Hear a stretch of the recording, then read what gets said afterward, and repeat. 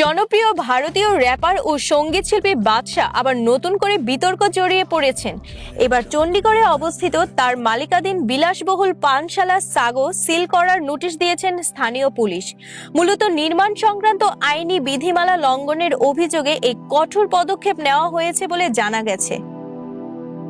প্রতিবেদন অনুযায়ী 2023 সালে চণ্ডীগড়ের সেক্টর 2026-এর একটি অভিজাত এলাকায় সাগো নামে এই পানশালাটি চালু করেছিলেন বাদশা। তবে সম্প্রতি স্থানীয় প্রশাসনের তদন্তে উঠে আসে যে পানশালাটি অবৈধভাবে এবং সরকারি নির্মাণ বিধি অমান্য করে তৈরি করা হয়েছে। এই গুরুতর অভিযোগের ভিত্তিতেই পুলিশ স্থাপনাটি বন্ধের নোটিশ জারি করে। অবশ্য এই আইনি নোটিশ ও সিলগালা করার বিষয়ে বাদশার তার টিমের পক্ষ থেকে এখনো পর্যন্ত কোনো আনুষ্ঠানিক বক্তব্য বা বিবৃতি পাওয়া যায়নি। এই প্রথম নয়, এর আগেও বেশ কয়েকবার নানা বিতর্কে জড়িয়েছিলেন এই জনপ্রিয় র্যাপার।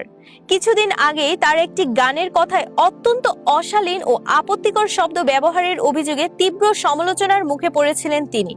সেই ঘটনার জল এতদূর গড়ায় যে শেষ পর্যন্ত ভারতীয় জাতীয় মহিলা কমিশনের কাছে লিখিতভাবে ক্ষমা চাইতে বাধ্য হয়েছিলেন বাদশা।